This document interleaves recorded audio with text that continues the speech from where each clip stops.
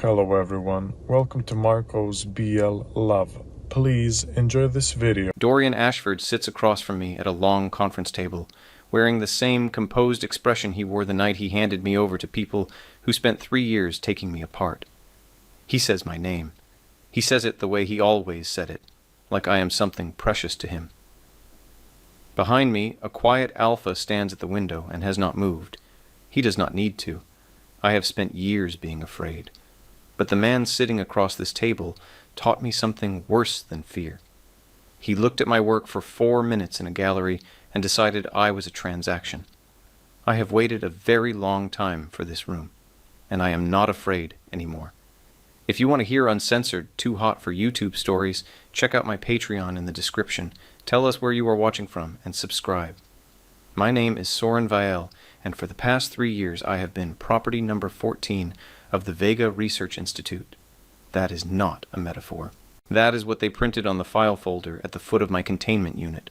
Not a name, not a case number. A property designation, clean black ink on a white adhesive label, the same way you would mark a shelf of archived materials or a box of spare components. I read it every morning through the scratched polymer barrier that separated my sleeping space from the outer corridor, the letters slightly blurred by the condensation my breath left on the surface in the cooler overnight hours. Property number 14. As if the person I used to be had been cataloged and shelved alongside everything else the Institute found useful and wished to keep.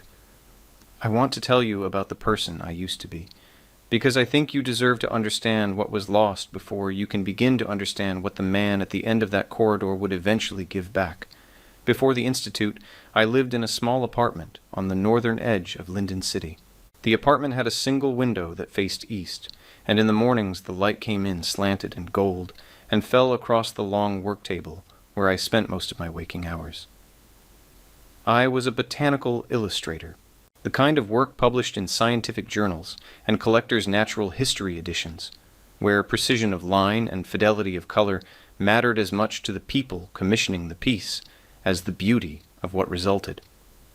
I was not famous. I was not wealthy. But the work was mine, and I was good at it. And on the mornings when the light fell across a half-finished piece, and I could see it becoming exactly what I had imagined it becoming, I felt a satisfaction so clean and complete that I believed my life was, in the most essential way, enough. I had blonde hair that I kept too long because I was always forgetting to schedule a trim, and I had the secondary biology of an omega, which in a world that still assigned social hierarchy to such things, meant I moved through certain spaces with a wariness I had cultivated so early and so thoroughly that I had stopped experiencing it as wariness, and had begun to experience it simply as the ordinary texture of being alive. Omega pheromone chemistry is lighter and more volatile than alpha chemistry, and there were still places in the city where that volatility was not considered your characteristic but someone else's resource. I knew which streets to avoid after certain hours. I knew which professional events to leave before the later portion of the evening, when the social courtesies thinned. This kind of knowledge is not wisdom. It is just the accumulated weight of paying careful attention to a world that has not finished deciding what omegas are worth. I am telling you this because I want you to understand I was not naive. This is important to me.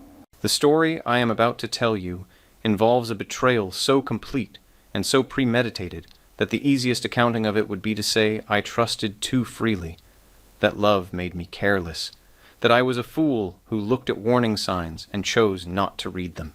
That accounting would be a lie, and I have been in a place for 3 years where other people's convenient fictions were used to structure my entire existence, and I have no patience left for lies, including comfortable ones, about my own history.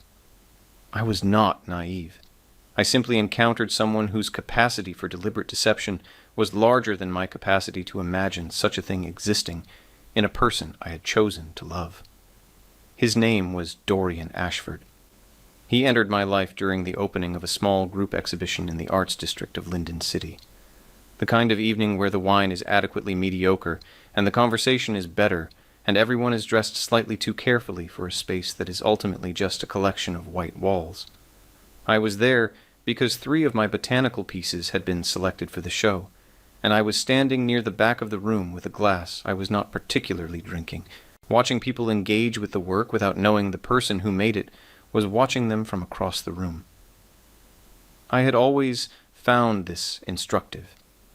You learned things about what you had actually communicated versus what you had intended to communicate when you watched strangers respond without any awareness of being observed.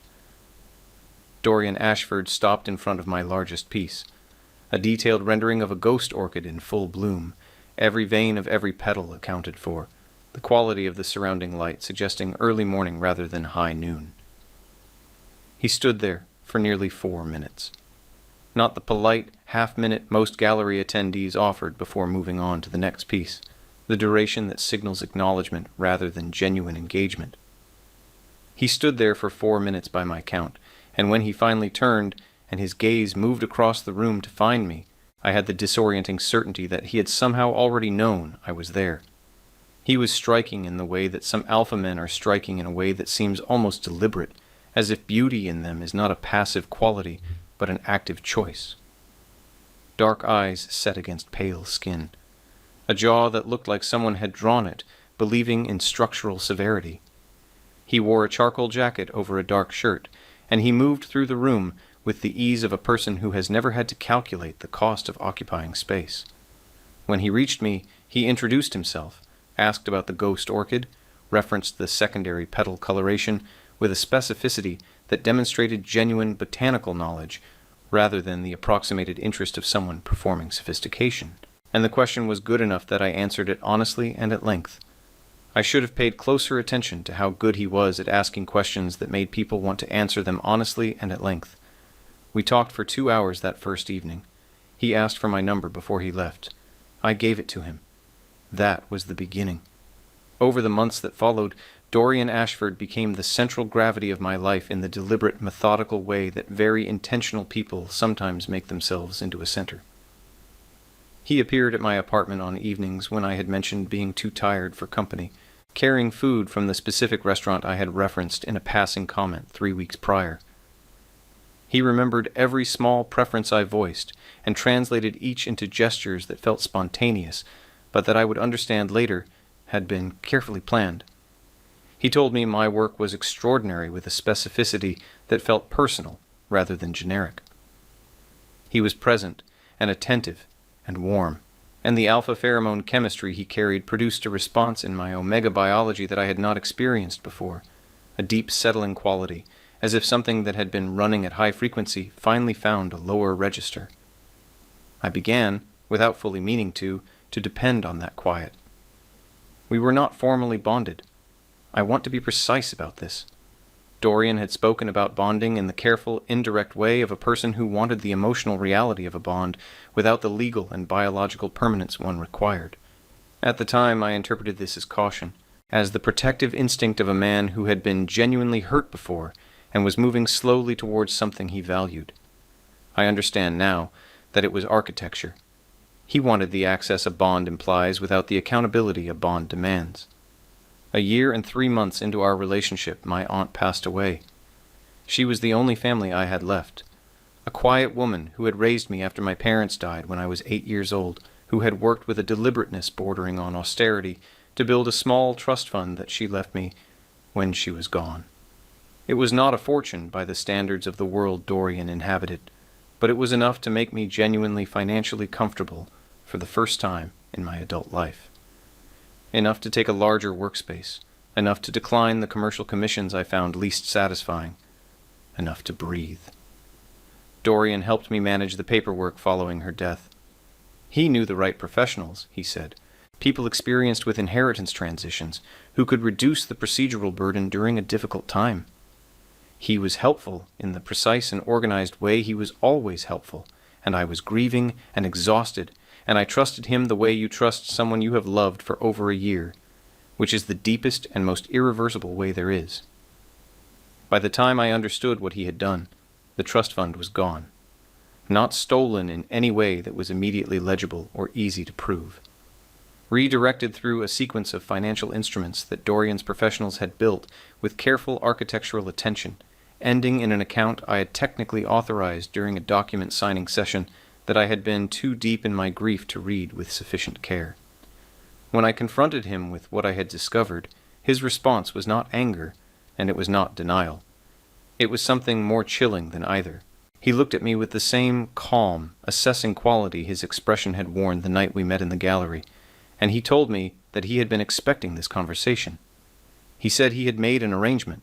He said the word arrangement in the flat, businesslike tone of someone reporting a logistical development rather than ending a relationship and dismantling a life.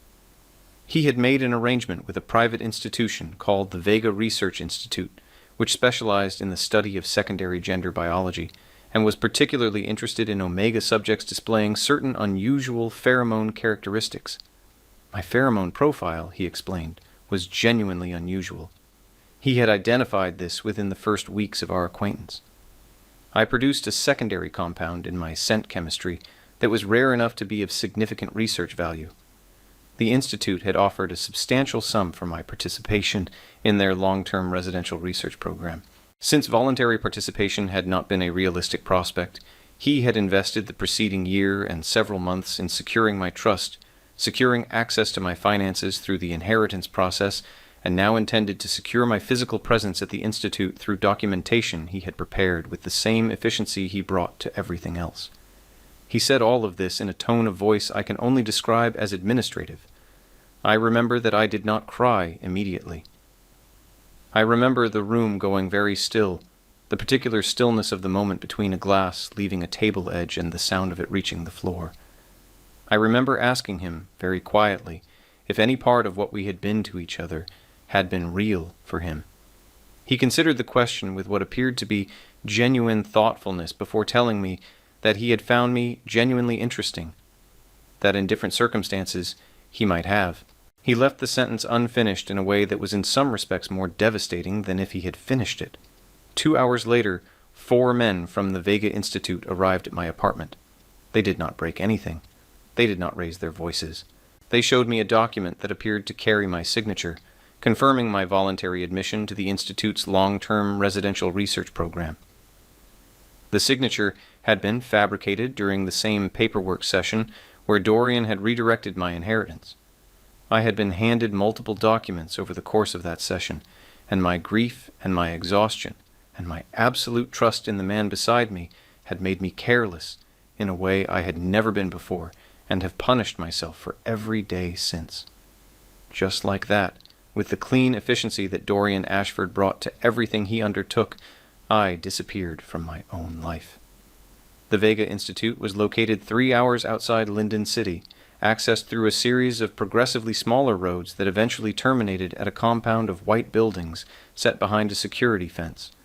From the exterior, it resembled any number of private medical research facilities.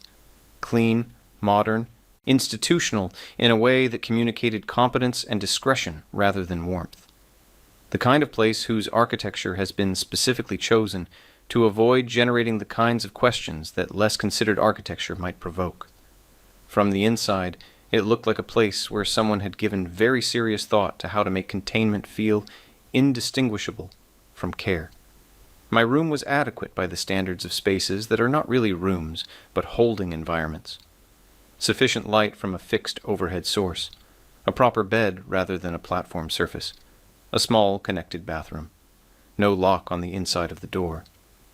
The researchers who introduced themselves in the first days called themselves by first name and spoke in calm, measured voices about meaningful contributions to omega welfare research, about the privilege of working with a subject whose pheromone profile represented genuinely uncharted territory, about how the data generated from my participation would advance the field in ways that would benefit omegas across many generations.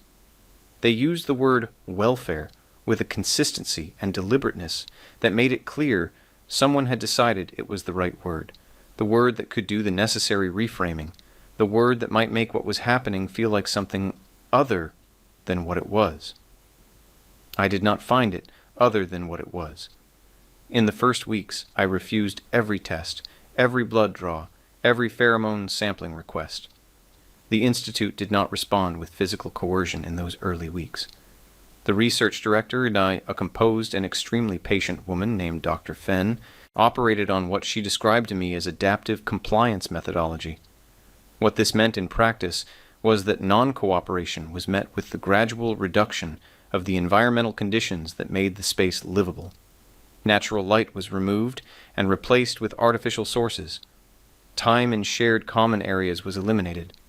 The food selection narrowed from adequate to functional. Social contact with the small number of other residents was restricted, then prohibited. These adjustments were described to me not as punishments, but as the natural environmental calibration required when a subject's engagement level did not support the research protocol's operational needs. I held out for 11 days before I understood that endurance without strategy was not a form of resistance, but simply a longer form of compliance. The testing that followed was not, in the main, physically painful. Blood draws, breath analysis, continuous biometric monitoring through a wristband I was not permitted to remove, pheromone recording sessions during which the researchers induced specific emotional states and measured the resulting chemical output of my secondary biology. These sessions I will not describe in detail. What I will tell you is that they were designed by people who understood precisely how to produce maximum distress data in an omega subject without generating the kind of physical evidence that would constitute obvious harm in a legal review. Dr. Fenn was very good at her work, and her work was the careful disassembly of a person. They were particularly interested in the anomalous secondary compound my chemistry produced. Dr. Fenn explained to me, with the brisk enthusiasm of someone sharing a finding they find genuinely exciting, that this compound appeared to interact with alpha pheromone receptor biology in a way that had not previously been documented. Something about the compound's molecular geometry allowed it to bypass the standard olfactory processing pathway and interface directly with the autonomic regulation system in a manner that produced profound calming effects in alpha subjects. Ironic, Dr. Fenn noted, that the compound had not prevented me from ending up here, the implication being that I had simply not used it correctly, as if the pheromone chemistry of a traumatized omega was a resource being mismanaged by its owner. I was very interesting to them. The more interesting I was, the more comprehensively I was studied. 8 months after my arrival, the feral episodes began. I did not understand what was happening the first time. I simply woke up on the floor of my containment unit with no memory of the preceding 4 to 5 hours, and a quality of exhaustion unlike anything I had experienced before. Not the tiredness of effort, or the weariness of emotional depletion, but something structural, as if something inside me had been burning at maximum capacity for those lost hours, and the ash of it had settled permanently into my joints and my muscles, and the base of my skull. The research team was exceptionally interested in this development. Dr. Fenn explained that the cumulative stress of the pheromone stimulation protocols, combined with the prolonged involuntary exposure to high-density alpha pheromone compounds during testing, had apparently activated a latent feral response pathway in my secondary biology.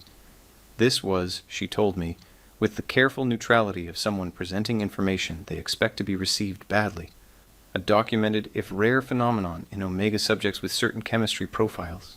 The destabilization of autonomic regulation systems through sustained extreme stress could trigger periodic episodes of what the literature called uninhibited instinctive response, wherein the conscious regulatory layers of omega secondary biology essentially disengaged, and what remained was the oldest and most fundamental distress programming.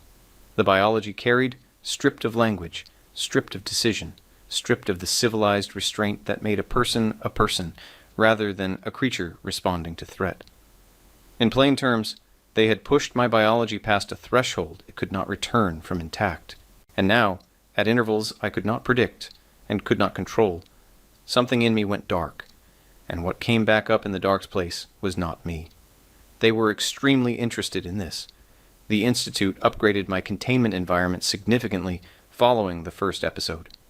Reinforced barriers, additional monitoring equipment, a new protocol that introduced a chemical compound into my unit's environmental control system during the documented pre-episode window, which Dr. Fenn described as a feral onset suppression measure. It was partially effective, which in practice meant it delayed the episodes rather than preventing them, and the episodes it delayed it also intensified. The ones that broke through the suppression were substantially worse than the ones I had experienced without it. I woke from those with injuries from my own body against the containment surfaces, my hands and forearms marked by evidence of things I had done that I could not remember doing. For 3 years, that was my life. I want you to understand that I did not surrender. This matters for everything that comes after, and I want to be precise about it. I did not become compliant. I did not begin to accept the Institute's framing of what it was doing. I did not stop being the person I was before, even as that person was forced into a smaller and smaller space by everything that was being done to the outer architecture of my existence.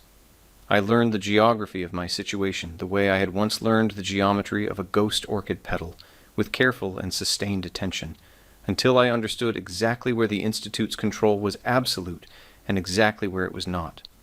Over the course of 2 years, I found 3 gaps, small ones, not passages to freedom, but spaces the surveillance did not reach, moments in the daily protocol where the monitoring had a blind interval, corners of the physical compound that the camera placement did not cover.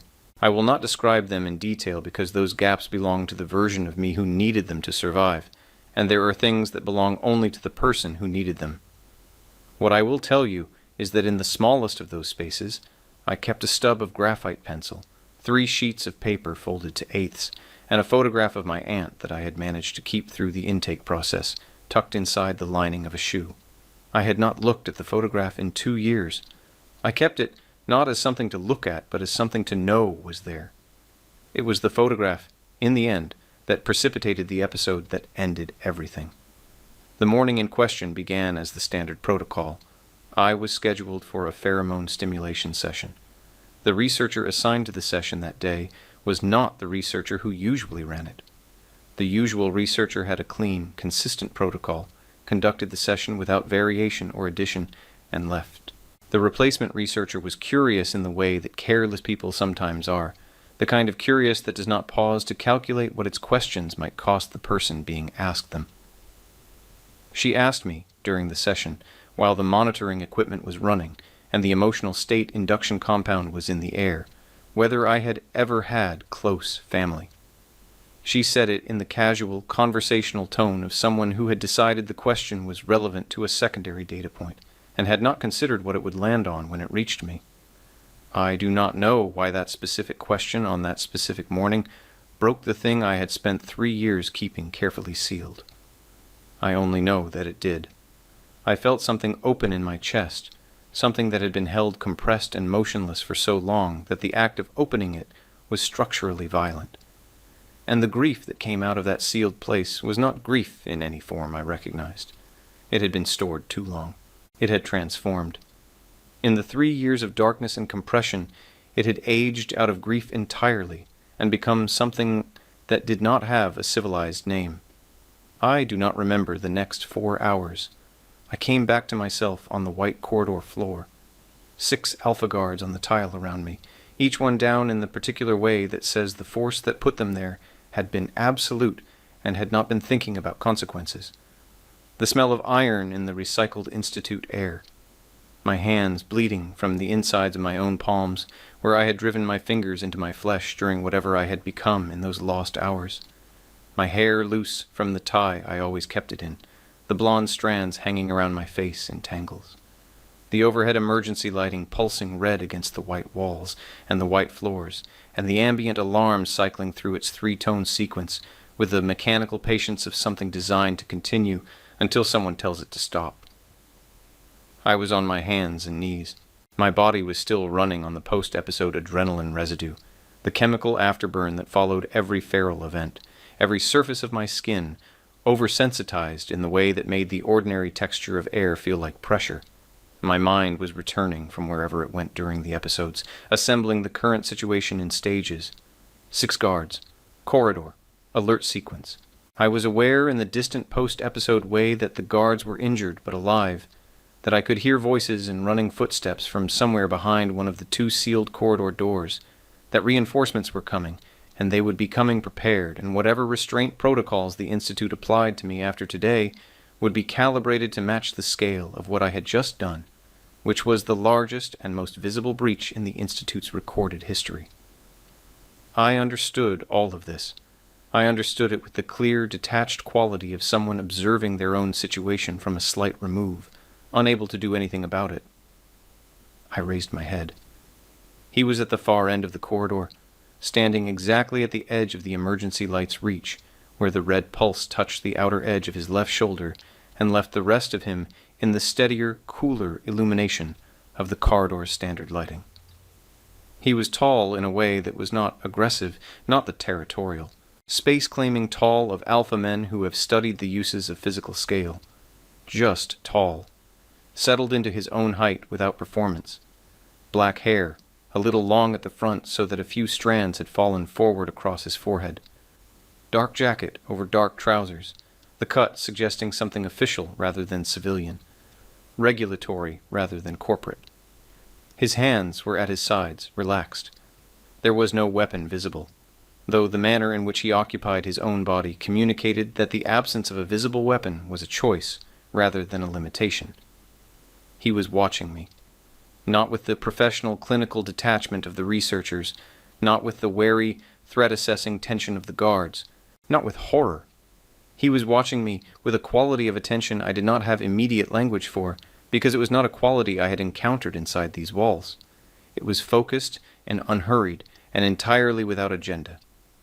As if he had all the time in the world and had decided to spend it looking at me with the same quality of attention I used to give to a botanical subject I was trying to understand before I began to draw it. My Omega biology, which had been running at maximum distress register from the moment the feral episode broke, did something in that moment that stopped me. It went quiet. Not silent, not the sudden absolute absence of sensation, but the constant screaming signal that had been my body's continuous broadcast for the preceding 4+ hours dropped from a scream to a hum, and in the comparative quiet of that hum, I became aware of his scent for the first time. Every alpha carrier produces a pheromone signature distinct enough to be read as individual. In the years since the Institute's protocols had destabilized my secondary biology, most alpha scents registered to my hypersensitized chemistry as noise, as irritant data the post-episode biological alarm system filed automatically under threat and responded to accordingly. The scent coming from this man did not register that way. It was cool and deep, something that brought to mind still water in a stone basin, or the particular quality of air in a room that has been undisturbed for a very long time. The kind of scent that does not announce itself, but that you become aware of gradually, the way you become aware of the temperature of a room when you have been in it long enough for your body to stop contrasting against it. My hands stopped shaking. That was the first thing I noticed. The fine, high-frequency tremor that always followed a bad episode, the physical evidence of a nervous system that had been pushed past its rational load, simply stopped. Not gradually, abruptly, the way a current stops when someone cuts a wire cleanly rather than fraying it. The man still had not moved. He had not spoken. He was simply standing at the end of the corridor, watching me with those steady dark eyes, and my body was responding to his presence in a way that seemed entirely independent of any conscious decision I might have made about whether to trust him, which was fortunate because, at that moment, I was not capable of making conscious decisions about much of anything. My body was operating on a more fundamental level than decision. It was operating on the level of the oldest and most basic needs, and what it was telling me, with a clarity that overrode everything else, was that whatever that man was, whatever he carried in that cool stone scent and that unhurried stillness, it was the only thing in this corridor that was not a threat. I did not stand up. The post-episode exhaustion had settled fully into my body by then, the particular gravitational weight that follows a sustained feral event, making the simple act of lifting my head feel like something that cost more than I had left to spend. Standing was not available to me, but I moved. I moved toward him the only way my body could manage, on my hands and my knees, across the white corridor tile, past the still form of one of the fallen guards, through the cold pulse of the emergency lighting, in the direction of the man at the far end whose black hair and motionless expression and that impossible cool stone scent had turned the screaming in my biology to a hum and stopped my hands from shaking. I crawled to him. I want to be honest about that. I crawled across the floor of the Institute's detention corridor injured and post-feral and barely conscious, because my Omega biology had aimed itself at the only available relief with a precision that did not consult me, and my body followed its aim without waiting for my permission. When I reached him, I stopped, because the scent was strongest there, and the quiet it produced in me was as complete as anything I had felt since before the Institute began its work on me, and I was more exhausted than I had ever been in my life. I lowered myself to the floor at his feet. I curled on my side, one palm flat against the cold tile. The long blonde strands of my hair spread loose around my face, the physical reality of the floor hard and specific against my cheek and my shoulder and my hip. The emergency lights kept their red pulse. The alarm kept its 3-tone cycle. The sound of running footsteps and raised voices was audible now from behind the far corridor door, close enough to be counted in seconds rather than minutes. But at the feet of the man I did not know yet, wrapped in the cool stone quiet of his scent, with the hum of my biology finally a hum and nothing worse, I closed my eyes. I fell asleep. I want to be clear that this was not a choice, or I did not decide to sleep. Sleep arrived, and I went into it the way you go into a current that is stronger than you, without the option of refusal. The deepest sleep I had experienced since the day I was brought to the Vega Research Institute, immediate and total, and without any of the pharmaceutical assist the Institute typically required to produce anything approaching actual rest in me during the post-episode period. The last thing I registered was a voice, quiet, unhurried, not loud, but carrying a quality of absolute certainty that made volume unnecessary, addressing whoever had just come through the far corridor door. Nobody touches him. 4 words, the complete absence of anything negotiable in them, and then nothing. I woke in a room I had never seen before. Not my containment unit, with its polymer barrier and its artificial overhead lighting and its white label at the foot of the bed. Not the Institute's medical ward, a different room with different dimensions and a different smell. The Institute's pervasive antiseptic institutional air was gone, replaced by something neutral and clean that held nothing medical in it. I lay on a narrow cot with a rough woven blanket across me, the kind issued for function, and for a long time I simply remained still and assembled the differences between this space and every space I had occupied for the previous 3 years. The light was natural, a window set high in the wall, narrow but real, admitting the kind of afternoon light that comes with the visible quality of sky and weather behind it rather than the flat, consistent output of an artificial system. I had not been in a room with natural light since the day I arrived at the Institute. My hands were bandaged. Someone had cleaned and wrapped the damage to my palms while I was unconscious. The bandaging was competent and careful and made no statement about itself, the work of someone who knew what they were doing without requiring acknowledgement for doing it. I sat up slowly. The post-episode exhaustion had subsided from incapacitating to manageable, a background heaviness rather than the gravitational force it had been in the corridor. My thoughts were clear in the particular way that follows genuine sleep, rather than the chemically managed semi-consciousness the Institute usually applied to my post-episode states. There was a chair in the corner of the room. In the chair, entirely still, was the man from the corridor, awake, watching me, with the same quality of attention I remembered from the floor of the detention corridor, focused and unhurried and without alarm or calculation. His black hair still had those few strands across his forehead. His hands rested on his knees, relaxed.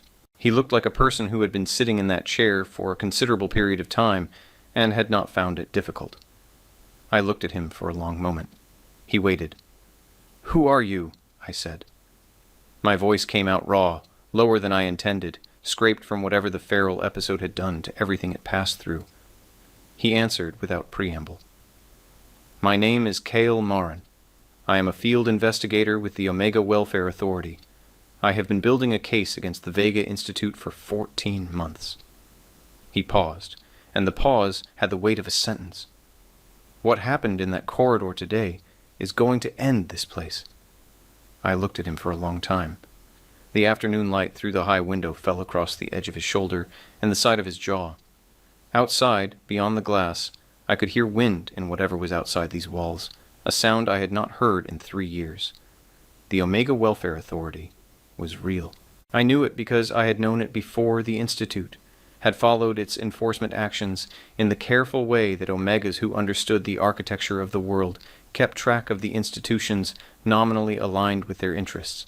I also knew it was underfunded and politically complicated, and that private research facilities of the Vega Institute's particular configuration had historically been effective at insulating themselves from its reach. What I did not know yet was Cale Murren. I did not know the 14 months of work behind his words. I did not know the specific intercepted communication that had brought his attention to a subject with an anomalous pheromone profile processed through fraudulent admission documents. I did not know the quiet and absolute nature of how he did everything he did. I did not know any of that yet. What I knew, sitting on the cot in the room with the natural light, was that this man had been in that corridor and had not drawn a weapon and had not looked at me with horror and had said nobody touches him, as if the matter were already settled, and that my body had crawled to him across a cold floor and slept at his feet, made me understand that he meant them as exactly as they sounded. Not, I know, therefore, everything will be resolved. Not, I know, and I am sorry for what you endured. Simply the acknowledgement. The factual confirmation that what I was saying was known, that my life before this place was a real thing, that the person who had inhabited it was a real person, that those two facts were recorded and considered rather than theoretical. I turned back to him. "The man who brought me here," I said. "Dorian Ashford. Is he part of your case?" Cale Murren looked at me for a moment with those steady dark eyes.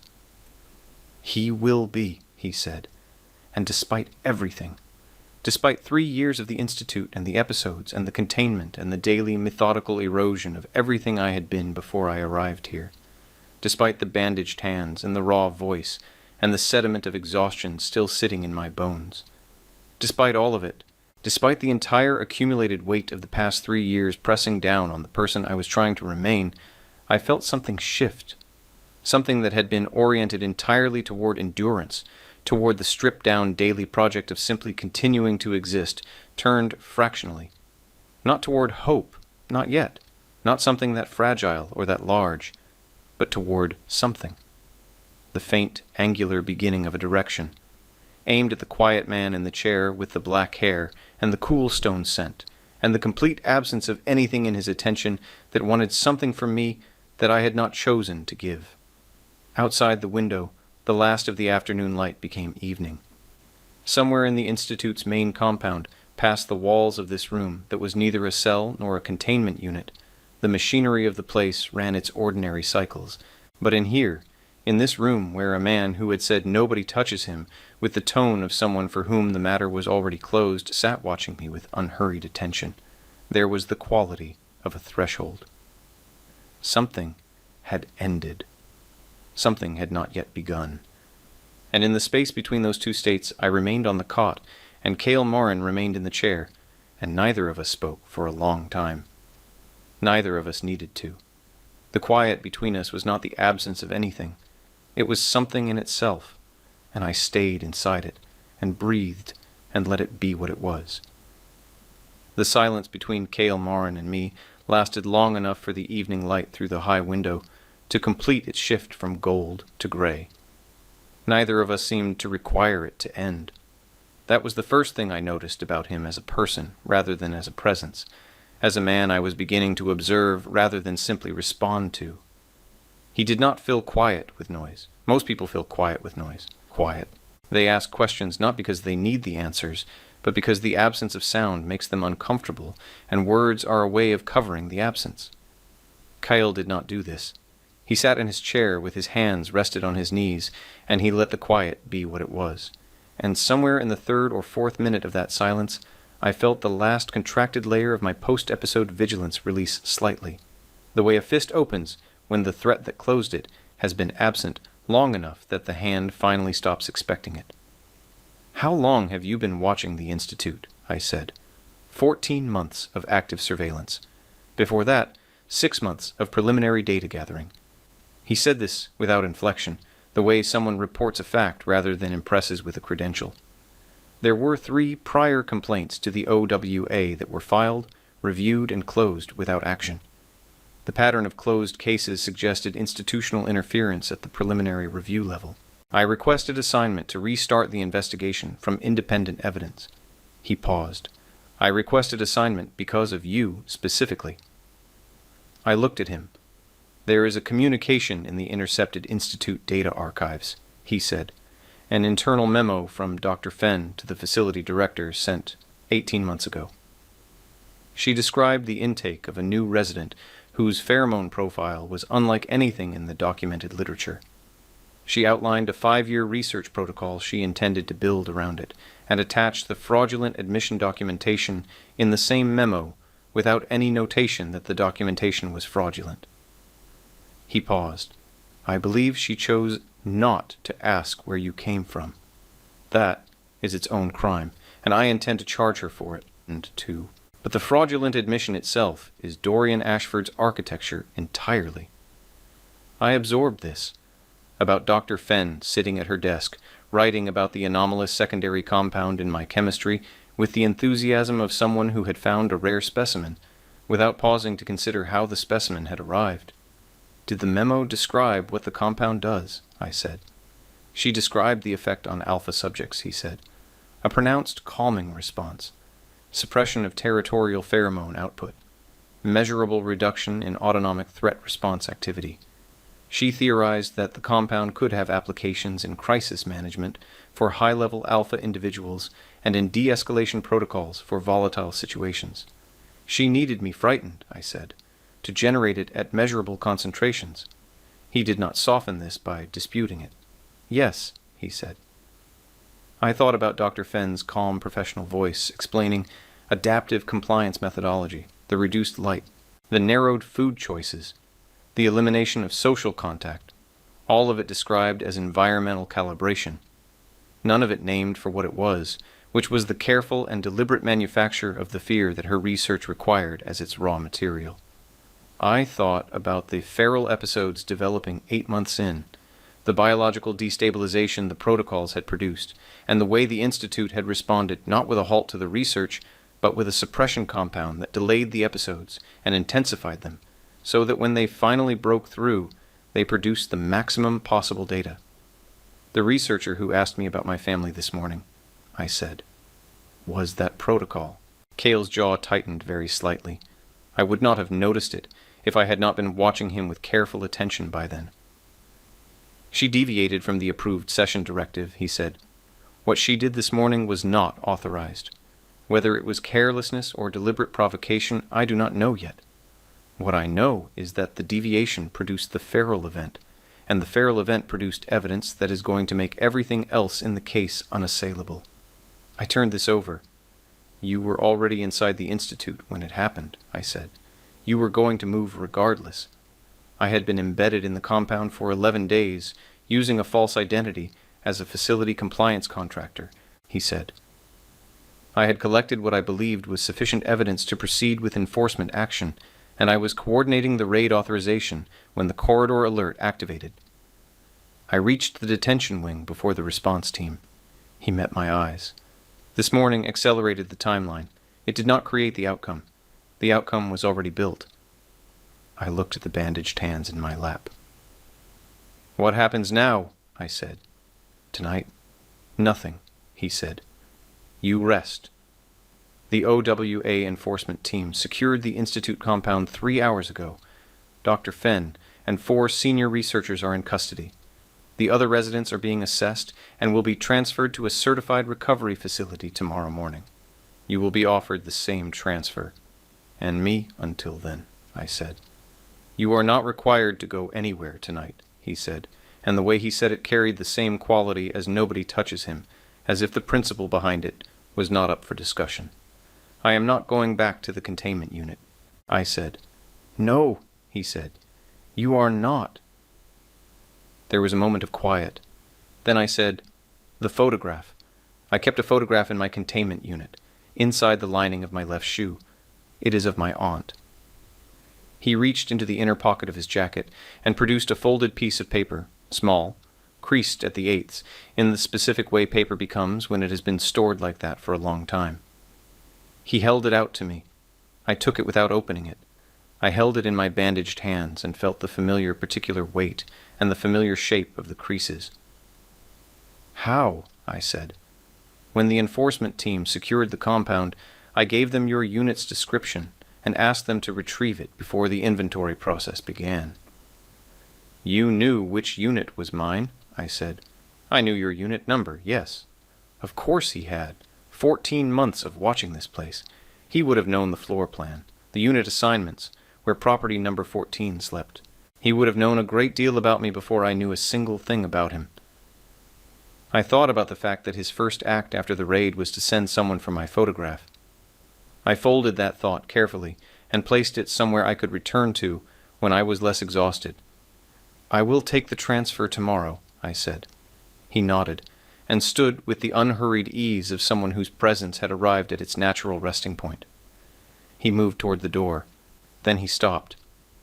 There is water on the table next to the cot, he said, and food that was brought while you were sleeping. I had not noticed either until he mentioned them. Kale, I said. He turned back fully, with the quality of complete attention he brought to every turn. Thank you, I said, for the photograph. Something moved in his expression, quiet and quickly contained, but I caught it. The same flicker I had caught when he said, I know, in response to the east-facing window and the unfinished work, something that was not professional and was not calculated. Get some rest, he said, and left. I sat in the room for a long time after the door closed. I held the folded photograph, and I did not open it. I ate the food from the table without tasting it. I lay down eventually and listened to the completely unfamiliar quality of the building around me, its different sounds, its different quality of silence that did not carry the ambient hum of monitoring equipment running behind every wall. I slept, and this time it was not the deep current unconsciousness of post-episode collapse, but the ordinary sleep of a person who is exhausted and whose body has decided it is, for this particular night, safe enough to simply rest. I did not dream about Dorian. I did not dream about the Institute. I dreamed about the east-facing window in my apartment, the morning light on the long work table, and the ghost orchid half-finished on the surface in front of me, its secondary petals needing 3 more sessions to get right. The OWA recovery facility was in the western quarter of a city called Aldrin, 6 hours by road. It occupied a converted residential building with trees in the courtyard visible through the common room windows. The rooms had locks on the inside of the doors. This sounds like a small thing. It was not a small thing. On the first evening, I stood in the doorway of my assigned room and engaged the lock from the inside, and then disengaged it, and then engaged it again, 3 times, simply because I could. The support staff were quiet and competent, and did not call me by a number. There were 7 other residents transferred from the Institute. We inhabited the same common spaces with the careful courtesy of people slowly remembering how to be present with others without bracing for the interaction to be used against them. I did not see Cale Marin for 11 days. I thought about him more than I considered appropriate, given that I had known him for less than a full day. I was aware of thinking about him. I was aware of the awareness. I did not examine it closely, the way you do not examine a half-healed place too carefully, because you know that the examination is its own kind of pressure. The OWA welfare contact assigned to my case was a woman named Petra, who visited every other day. On the 3rd day, she told me the Institute's research data had been fully seized and was being reviewed by an independent ethics panel. On the 5th day, she told me Dr. Fenn had retained counsel and the case was moving through pre-trial. On the 8th day, she told me that a formal investigative notice had been issued to Dorian Ashford. I was sitting at the small meeting room table when she said his name. Through the window, the courtyard trees were visible. "Will I be required to testify?" I said. "You will be asked," she said. "Not required. The case can proceed without your direct testimony, because the documentary and financial evidence is substantial, but your testimony would be significant." She paused and chose her next words. "It would make certain elements of what happened very difficult for anyone to dispute or reframe." I understood what she was saying. Dorian was meticulous and careful. His counsel would work to reframe every piece of documentary evidence. The one thing that could not be reframed was me, in person, telling what had happened in language that a room full of people would believe because it was true. "I will testify," I said. There is no hurry to decide. You have time. I have already decided, I said. I want the decision on record before I have time to become afraid of it. She nodded and wrote in her file, and we moved on. On the 11th day, Cale came to the facility. I knew he was there before I saw him. This requires explanation. He had not yet looked towards me. He was looking at the coordinator and listening to something she was saying with his characteristic quality of full attention. My pencil had stopped moving. The trace of his scent in the room was faint, at the outer edge of detection, and my omega chemistry was responding to it the way it had responded in the corridor, not with the full settling quietude of direct proximity, but with a directional awareness, an orienting, the way a plant turns toward a light source without being able to explain what produces the turn. He looked up and found me in the room, with the same directness he had found me across a gallery in another life. His expression did not change significantly.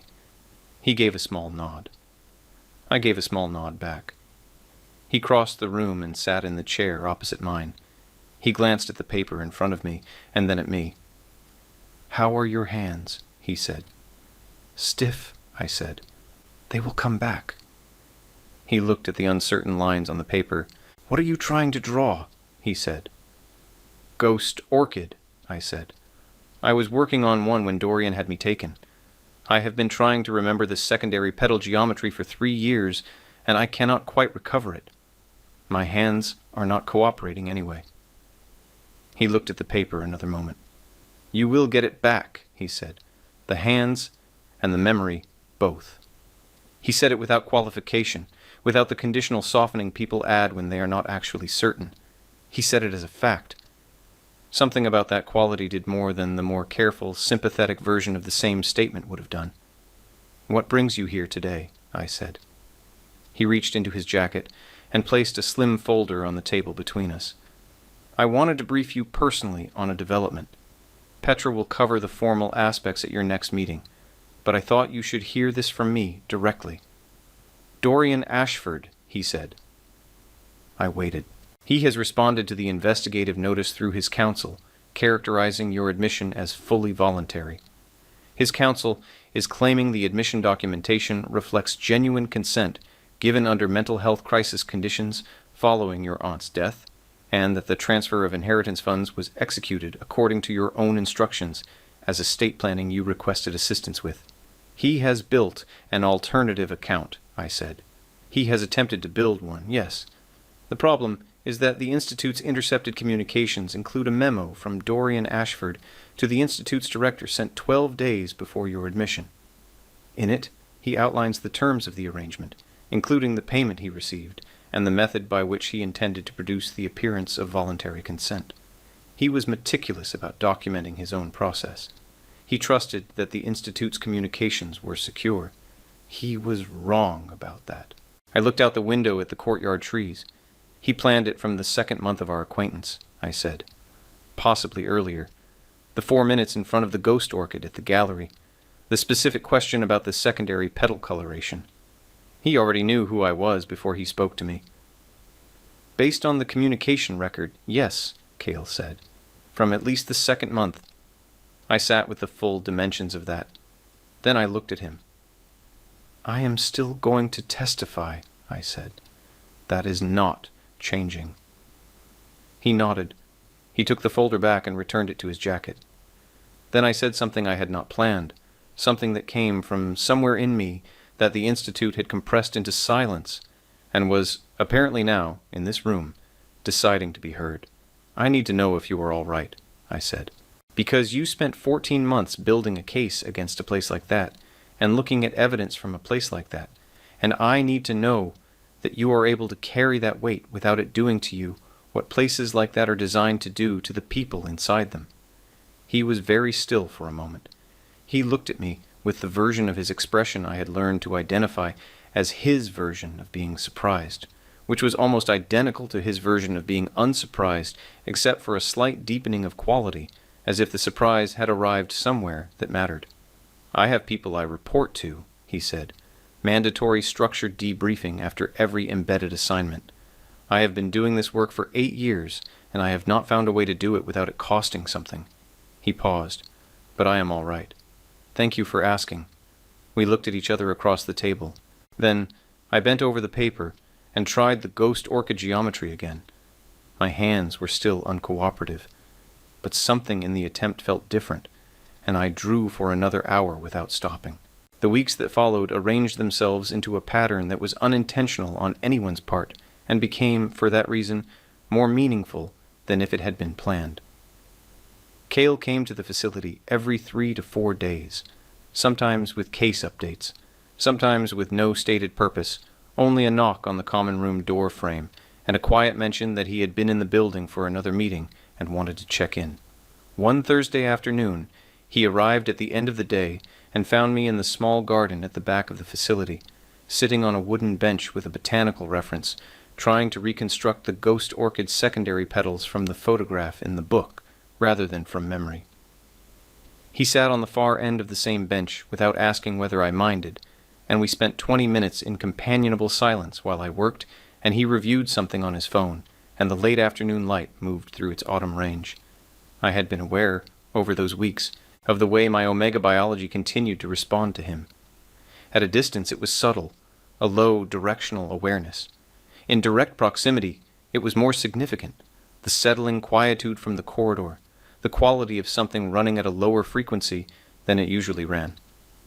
I had been reasoning, in the careful part of my mind that tried to think about things rationally, that this response was connected to the anomalous secondary compound in my chemistry. If my secondary pheromones could calm an alpha in proximity, it was not implausible that the alpha's response, the calmed and non-threatening chemistry of an alpha whose territorial output had been suppressed, would in turn signal safety to the omega biology that had produced the compound. A feedback loop. The omega settles the alpha. The settled alpha signals safety to the omega settles further. This was a rational explanation. I had been using it to manage the experience for several weeks. What it did not explain was why the response I had to Cale specifically was stronger and more immediate than anything I had experienced in proximity to the guards and researchers and facility director at the Institute, not one of whose presences had produced anything resembling this. I did not press on that question too hard. I was still recovering. I was managing. On a Tuesday in the 4th week, I heard Dorian Ashford's name from the common room television. A news segment, brief, a reporter in front of the OWA enforcement office. Formal charges filed against a private individual in connection with the fraudulent admission of multiple omega subjects to a now shuttered research facility. The camera cut to a legal document on screen, and Dorian's name in the header was legible for a moment before the shot changed. Multiple omega subjects. I stood in the doorway of the common room and watched the segment finish. I called Petra. "How many?" I said when she answered. She was quiet for a moment. "We have identified 4 other confirmed cases over the preceding 7 years. There may be more. The Institute's records are still being reviewed." "Are they out?" I said. 3 of the 4 were still in the Institute when the compound was seized and have been transferred to recovery facilities. The 4th individual was discharged 2 years ago, under circumstances the legal team is still reviewing. I ended the call, and I sat on my bed, and I thought about 5 property numbers lined up in a sequence, and Dr. Fenn's brisk professional enthusiasm for anomalous chemistry profiles and the 5-year research protocol she had been so careful to document. Cale came within the hour when I told the facility coordinator I wanted to see him. He came to the small meeting room, and he sat across from me, and he did not open with anything, only waited. "There were others," I said. He held my gaze. "Yes. This was not a series of individual events. This was a system." "It was a system," he said. "The Institute was actively sourcing subjects through multiple channels. Dorian Ashford was one of several. The charges filed today include not only the fraudulent admission documentation, but operating an illegal omega sourcing network in coordination with the Institute's director. Dorian Ashford is facing those charges jointly." "He was never going to stop at me," I said. "No," Cale said quietly. "He was not." I looked at the table surface, the fine grain of the wood. I am still going to testify, I said. He nodded, and then I said, I want you in the room when I face him. He held my gaze and said, yes. The meeting was scheduled for a Thursday morning, held in a conference room in the OWA's Aldrin Enforcement Office. Long table, 8 chairs, windows overlooking the street below. The OWA legal team was already present when I arrived. Cale was standing by the windows. He looked up when I came in.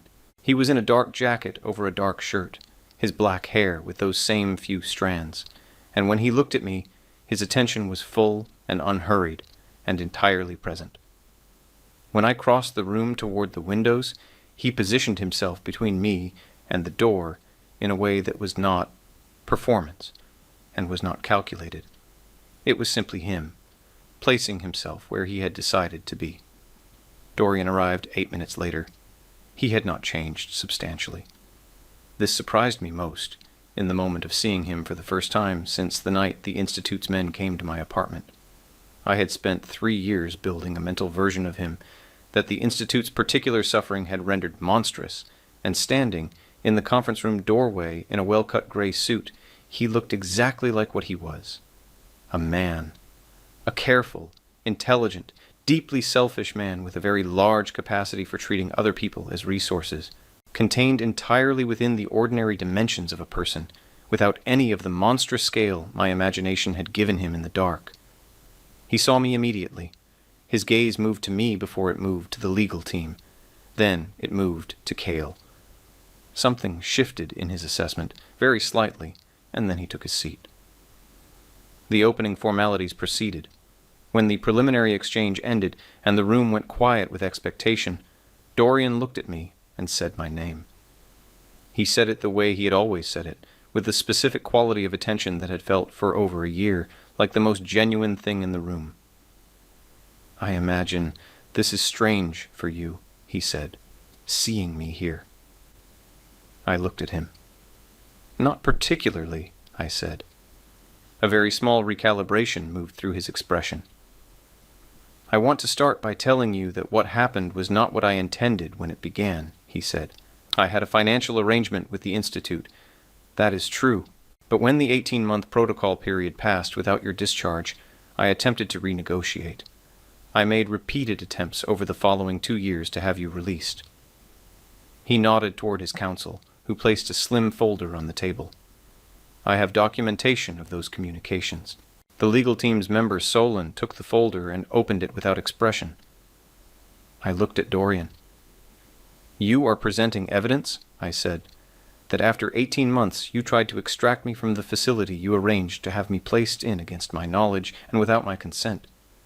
The framing of your admission was irregular, he said, and the care with which he chose that word told me everything about what the preceding weeks of legal preparation had been. Irregular, I said. The room was very quiet. You walked into a gallery, I said, where I was standing watching people look at my work, and you chose me, specifically me.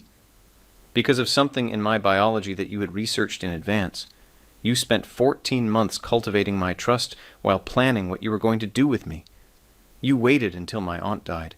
You used my grief to obtain signatures on documents I should never have signed. And then you called it an arrangement, and you stood in my apartment and spoke to me in the same voice you had used to tell me you were glad to see me, and you told me it was over. His expression did not collapse. It had more structural integrity than that. But something behind it tightened, and for the first time since he walked through the door, I saw something that was not the composed assessment of a man working within conditions he had prepared for. I did not expect it to become what it became, he said quietly. Between us. I looked at him for a moment. That is the worst thing you could have said to me, I said. He was still. Because it means you know what it was, I said. You know that something real was developing, and you evaluated it as a variable in your arrangement, and you decided it was not sufficient reason to change course. That is not better than doing it with no feeling at all. That is worse. The room was completely silent. Dorian looked at me for a long moment with an expression I could not read entirely. Not practiced blankness. Something closer to the expression of a person confronting an accounting of themselves that they cannot dispute because it is accurate and they know it. Where is the fourth subject? I said. He was quiet, and then he provided a name and a location. A private care facility 2 cities over, a specific ward, a current status. She had been discharged from the institute 14 months ago through a legal technicality and had been living under an assumed name since. He had known her location for 6 months. He had been preserving it as the one piece of information the OWA did not have. Solon was writing quickly. "Why are you telling us now?" the second legal team member said. Dorian looked at me when he answered. "Because I stood in front of your ghost orchid for 4 minutes in a gallery," he said, "and what I thought about was the person who had made that, not what it was worth to me. I thought about the person who could see something that precisely. And then I converted that thought into a transaction anyway, and the documentation of that conversion is in an OWA evidence archive, and there is nothing I can tell you today that changes what a tribunal is going to do with it." He paused. "But she is real. The fourth person. I am telling you because she is real." Solon closed the folder.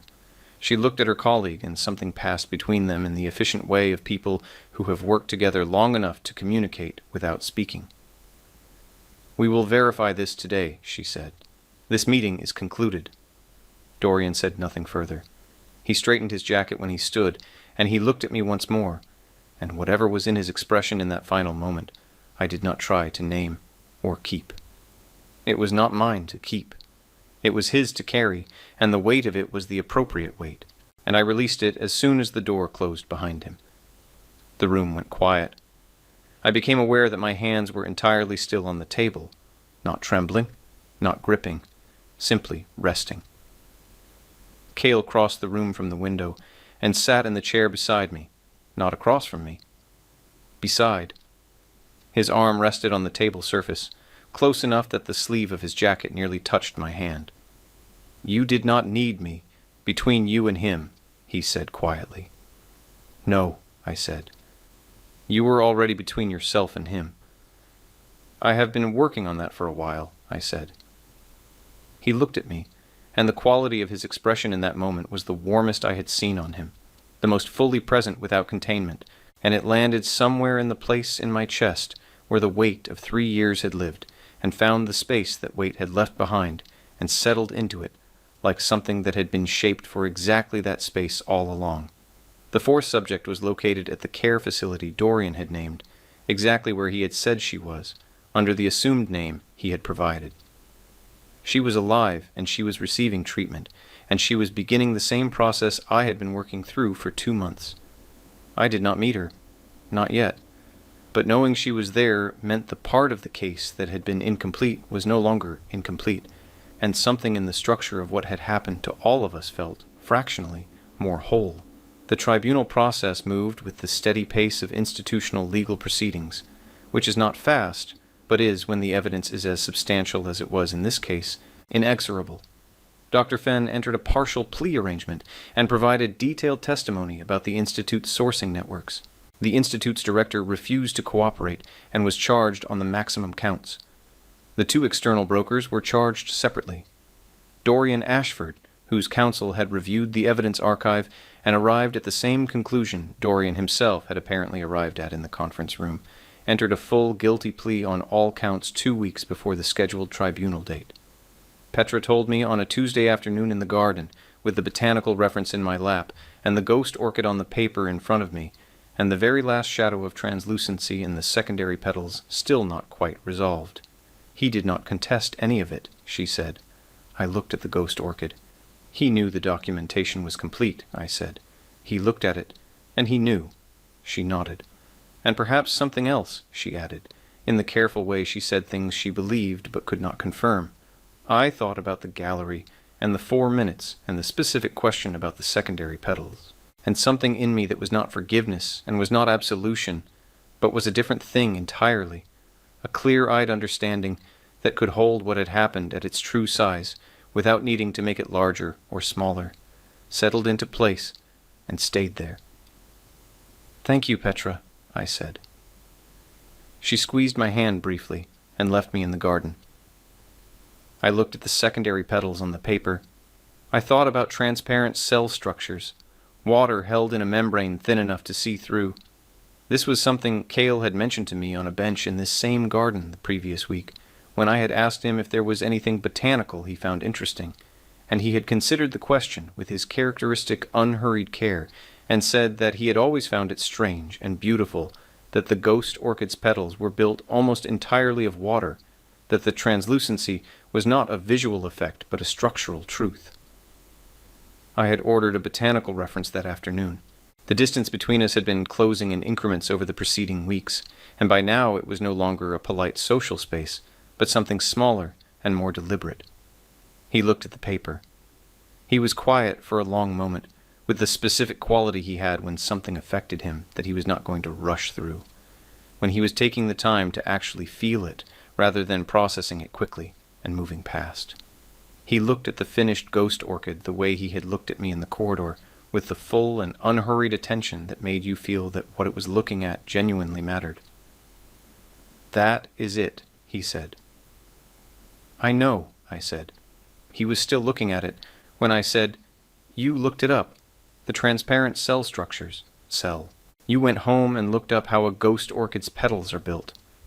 The quality of his expression came as close to what I would call a smile as it had ever come.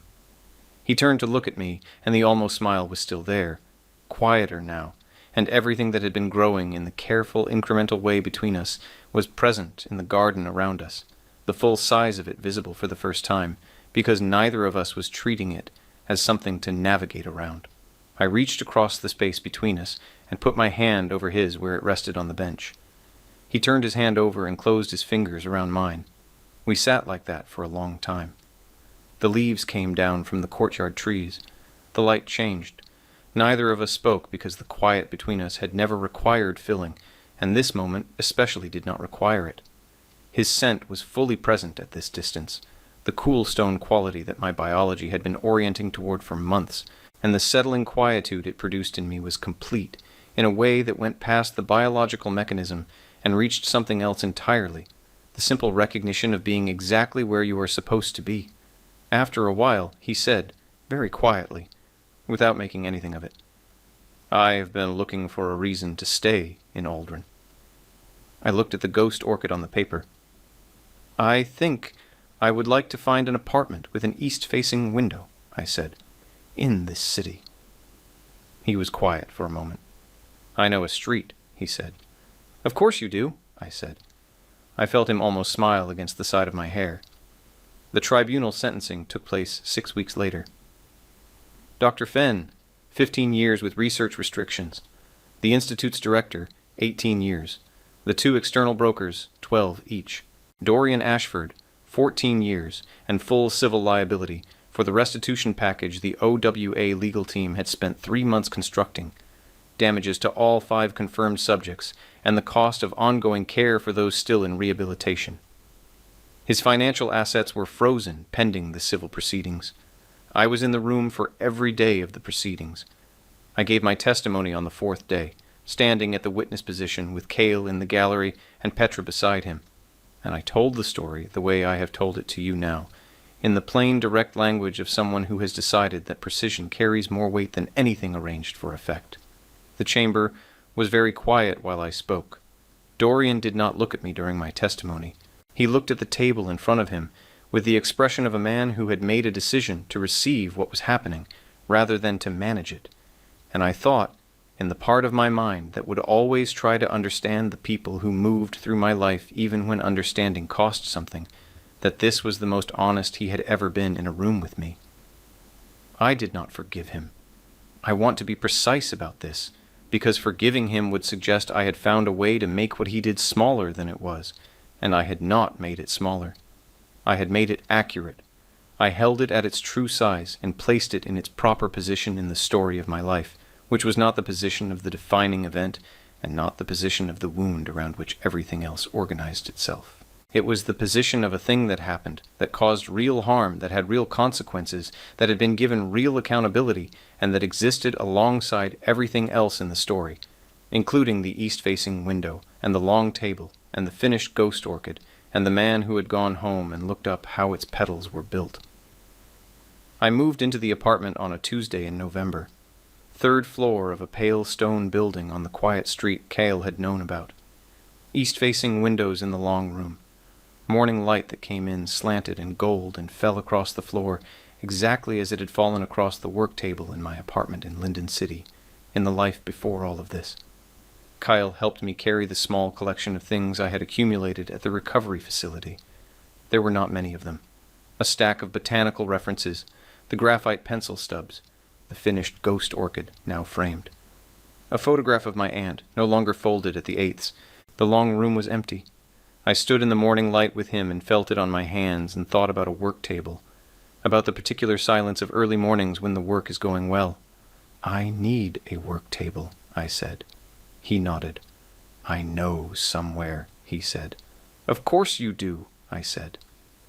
He turned to look at me, and his expression was the warmest version of itself, uncontained and simply him, and I took a step toward him, and he reached for me at the same moment, and when his arms came around me, it was with the quality of someone holding something. They are genuinely grateful to hold.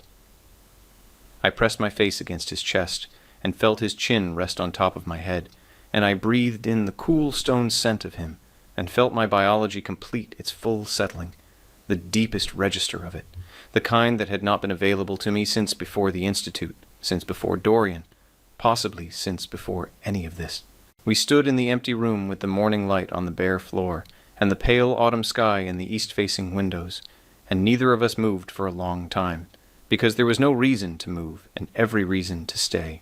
3 months later, on a morning in January when frost was on the window panes and the bakery at the corner of the street had its light on, I sat at the work table in the long room, and I began a new piece. Not the ghost orchid.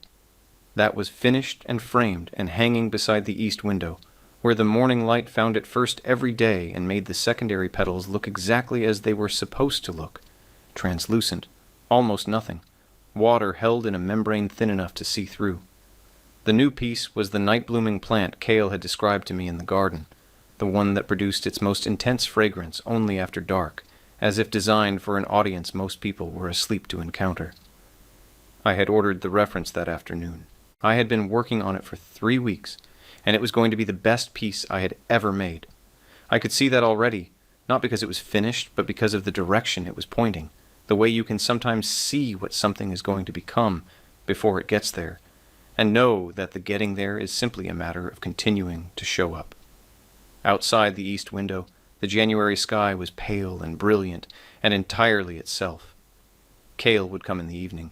He came most evenings now, fitting his time around the work of the OWA in the way people fit their time around things that have become part of the structure of their lives rather than additions to it. He brought food sometimes.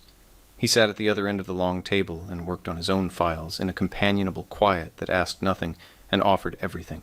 On the evenings when the weight of what he did pressed down on him, and the silence he maintained started to carry heaviness, I would set my pencil down and cross the room and sit beside him, and he would reach for my hand without looking up, and the anomalous secondary compound in my pheromone chemistry would do what it had always done, and the heaviness would ease. The world outside had continued its ordinary operations through all of it. Dorian Ashford was serving his sentence. The Institute was permanently closed. The 5 of us who had been inside it were each somewhere in the long, non-linear process of becoming again what we had been before it took us, or something new built out of the material of what we were now, which was not the same thing as what we had been, but was, in some ways that mattered, more. Wren, the 4th subject, had been in contact. We had exchanged letters through the OWA support network, careful and unhurried correspondence between 2 people who shared a category of experience that did not have many good words for itself, and were finding the words slowly, together, at a pace that felt right. She was a musician. She had written in her 3rd letter that she had played again for the first time in 2 years, and that her hands had remembered, before her conscious mind had caught up with them. I thought about that often. The way the body holds things that the mind is not yet ready for, the way certain knowledge lives in the hands. I picked up the pencil.